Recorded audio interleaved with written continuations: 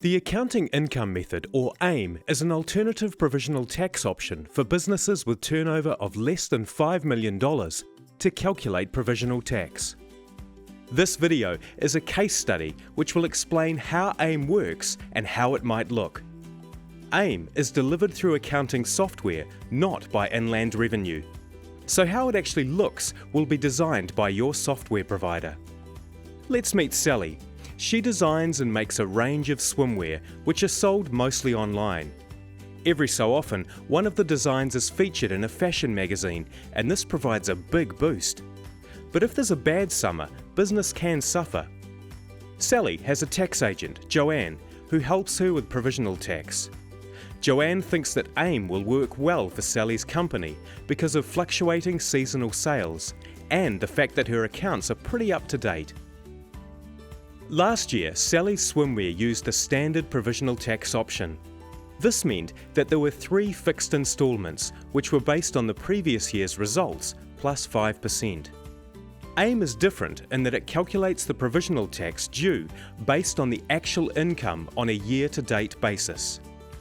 All the work is done through accounting software that is AIM capable. Some setup is still required, but the software will guide you through it.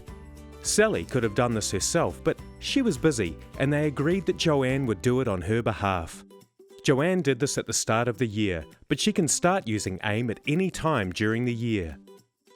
The first step Joanne does is map individual ledger accounts so that the software can produce a statement of activity.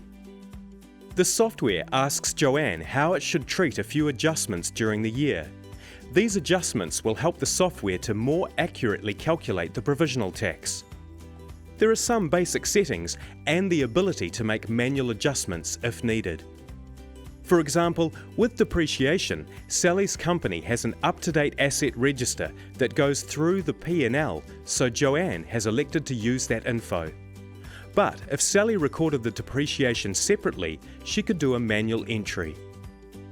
For inventory, Sally doesn't have a perpetual inventory system, so she's going to use the information from her P&L. Again, it would be possible to enter it manually. Sally's using a mobile phone for personal use that's under the business plan. Since this is a personal cost, not a business expense, Joanne needs to make a private expenditure adjustment. Joanne sets up a rule in the software so it automatically codes her portion of the cell phone costs as private expenditure next time. No adjustment is then required as it would be accounted for correctly, and it makes the next AIM statement even quicker. Sally's company uses the invoice basis for GST, so Joanne will include debtors and creditors in the AIM adjustments. If you're using the payments basis or a hybrid, you can choose to include them if you want. You will be able to make a manual adjustment if they are not in your ledger. If she had losses from a previous year, which Inland Revenue confirmed, AIM can take account of them here to reduce the AIM provisional tax payments due. AIM requires you to add provisions back. Joanne is making sure they are set up in the software at the start of the year so that the provisions are added back automatically. This will help the provisional tax be accurate throughout the year rather than just at the end. Like many small businesses, Sally wants to take a shareholder's salary. AIM can simplify the provisional tax approach to this. However, there are a number of options available. Sally isn't sure and asks Joanne for advice on the best way to handle it.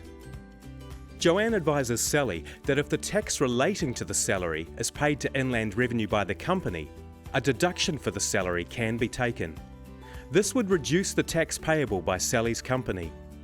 If the company does this as an agent for Sally, it may mean that she has no provisional tax liability. If a deduction isn't taken, any overpayments of tax made by the company can be transferred to reduce Sally's provisional tax liabilities. Sally's company turnover is below $5 million, so she can use AIM. When her business grows and she goes over that threshold, she can choose to stay in AIM. Now that it's set up, Sally doesn't need to review the adjustments every time there is a payment, though Joanne and Sally have the option of keeping an eye on it and tweaking things if needed. During the year, the software calculates the year-to-date profit based on actual cash flows and all the AIM adjustments. When Sally does her GST, a statement of activity, like the example shown here, will be produced and sent to Inland Revenue by a simple click of a button in her software package. It's not a return, and it doesn't result in an assessment. The statement of activity includes AIM adjustments and payment or refund instructions. It's used to show Inland Revenue that there is a robust calculation behind the AIM amount. It will also help improve AIM in the future. Sally or Joanne can review the information before it's sent to Inland Revenue. When winter comes later in the year, Sally's business struggles, and her statement of activity shows she has overpaid her year-to-date liability. Sally also found an invoice that she'd forgotten about in the previous period. This isn't a problem in AIM, and she doesn't have to refile. Sally can put it in now, and the software will adjust her year-to-date position for her next instalment accordingly. At the end of the tax year, Joanne will prepare the tax return and file it. Sally's swimwear has a residual income tax liability of $90,000 for the year. It has paid $80,000 through provisional tax, so there is a balance of $10,000 to pay. Because this has all gone through AIM and she's paid the amounts that the software told her to pay during the year, there are no penalties or use of money interest to pay. Sally can just pay the outstanding amount on time and in full and carry on with AIM. Joanne and Sally will talk about the things they can do differently next year to make sure Sally's provisional tax is even more accurate. AIM will improve over time, so the gap between what Sally has to pay during the year and the year-end tax return gets smaller and smaller. AIM is available through APS, MYOB and Xero. Check with your software provider to see if it's going to be available to you. To learn more about AIM, go to ird.govt.nz/AIM. We recommend that businesses talk to their tax agent or accountant to discuss if it might suit them.